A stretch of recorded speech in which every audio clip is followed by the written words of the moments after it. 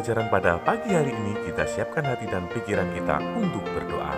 Mari kita berdoa. Bapa kami yang ada di surga, dimuliakanlah nama-Mu. Datanglah kerajaan-Mu, jadilah kehendak-Mu di atas bumi seperti di dalam surga. Berilah kami rejeki pada hari ini, dan ampunilah kesalahan kami,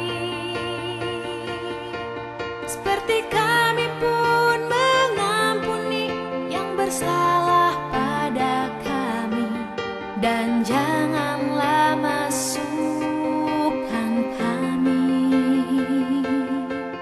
ke dalam pencobaan, tetapi bebaskanlah kami dari yang jahat.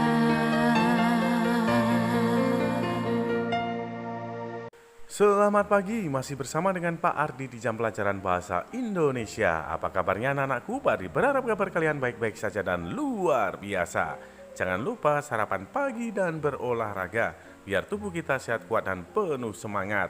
Ayo berolahraga, biar lemak-lemak dalam tubuh kita bisa terbakar. Apalagi saat pandemi COVID-19 ini, aktivitas kita berkurang. Maka dari itu, ayo olahraga. Bisa dilakukan di rumah ya, seperti push up, sit up, pull up, ataupun menari ataupun dance. Baiklah anak-anakku, pembelajaran pada pagi hari ini adalah mengidentifikasi urutan peristiwa dalam teks non-fiksi.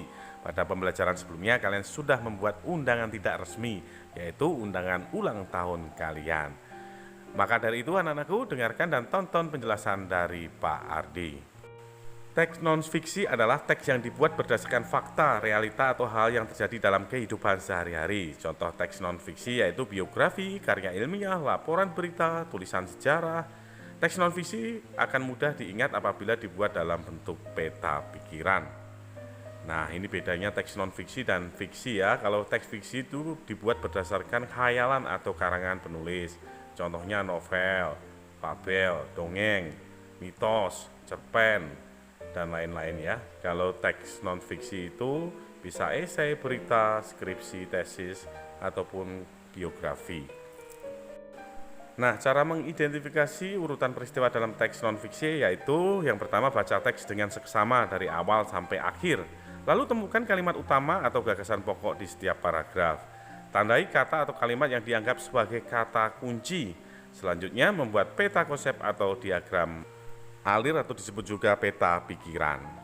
Nah, pengertian peta pikiran adalah suatu bagan untuk menggambarkan berbagai gagasan suatu teks. Peristiwa dalam teks dapat ditemukan dengan membaca teks secara seksama. Jadi peta pikiran itu untuk mempermudah, kita lebih mengerti, lebih menarik kalau dibaca ya. Pada pembelajaran sebelum-sebelumnya pun Pak Ardi sudah jelaskan tentang peta pikiran. Pak Ardi ingatkan kembali supaya kalian lebih mengerti dan memahami. Itu tadi ya penjelasan singkat dari Pak Ardi.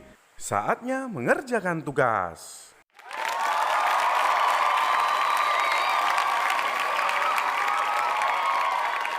Sekarang kalian buka buku paket 5H halaman 4 dan 5. Kalian baca paragraf berjudul Ratusan Warga Kesulitan Dapatkan Air Bersih. Lalu kerjakan soal pada halaman 5 dalam bentuk peta pikiran ya. Caranya seperti apa? Kalian baca dulu teks non-fiksi tersebut, lalu kerjakan soal-soal atau pertanyaan yang ada di halaman 5. Selamat mengerjakan anak-anakku.